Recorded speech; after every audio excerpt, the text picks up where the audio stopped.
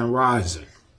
This video is probably going to be longer than the 3 minutes required in order for the algorithm to share this video. So I'm going to need y'all to share it for me. Okay. I think it's very important for black people to have moments of reflection in our lives. And I always say black people because I'm a black man. So my primary concern is always black people. And for those of you who have been following me for the last 30 years or so, you know that I've always made black people a priority in my life. You know what I'm saying? I have poured my heart and soul into trying to develop the black community. You know what I'm saying? I've created jobs. I've given away scholarships from the time I launched my company, RJ Publications. I gave out scholarships annually. Even at my alma mater at UMass, I had scholarships set up in my name for black kids. But no matter how much, I'm dedicated to this, the reciprocity is not there, because the system is set up for black people to finance their own demise. Whenever we hear negative shit about us, anybody that come out to denigrate black folks, we automatically promote them. When Kevin Samuels was alive, his whole focus was denigrating black women, and I'm not saying he didn't help, but his approach to helping was a denigration first, and then everybody followed. I'm not like that. You understand? I'm more focused on the positive.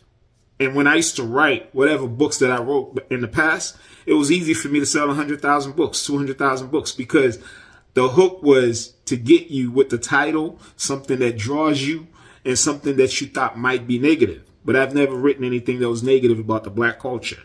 I'm not, that's not who I am. Every book that I've written is to uplift the spirit of black people. But when I wrote these two books, specifically A Time for Revenge, The Black Revolution Part 1 and 2, I really had high hopes. I figured, if I can get about 2 million black people to read these books, then we'll be on our way, because we haven't had a show like The Cosby Show in years now. And we haven't had the kind of positivity we need for black folks to shift their focus to positivity. And I want to do that. But at the same time, I feel like I've poured my heart into this and I'm not getting the same thing in return. You know what I'm saying? And sometimes you have to make decisions. And I'm tired of trying. Lately, I've been really tired of trying. Black folks can show up, at a church. A pastor could say, hey, listen, I want a private jet. I want to raise $2 million. You guys will show up for it. You figure out a way to give them $1 million, even though the only thing you get back is prayer, something that you can do on your own. You see me, all the schooling, the college degrees, the traveling, the teachings, that's what I'm pouring into you.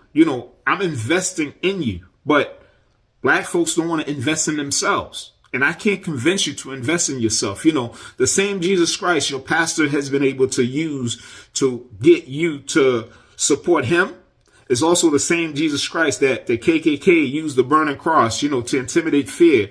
They burning down churches and killing black people, but you support that. You know what I'm saying? Because you can't make the correlation between your, exploitation and marginalization. I want to take us away from that, but it's difficult because we tend to be drawn to the negative, to the destructive, and we don't mind financing our own demise. And, lately I've been feeling, some kind of way about that, and I want black folks, if you're going to support, that's fine. If you don't support, that's okay too. But I think I might be bowing out, you know what I'm saying? Because I'm tired.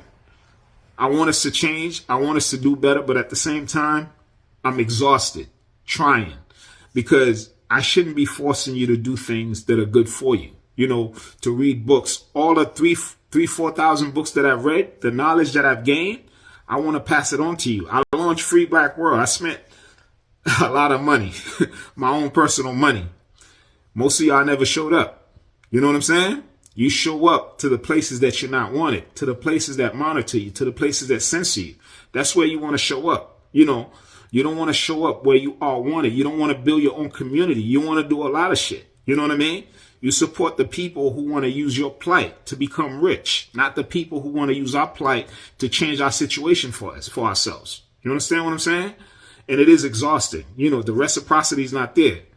And I'm not sure if I want to even do this anymore. All right? Y'all have a good one.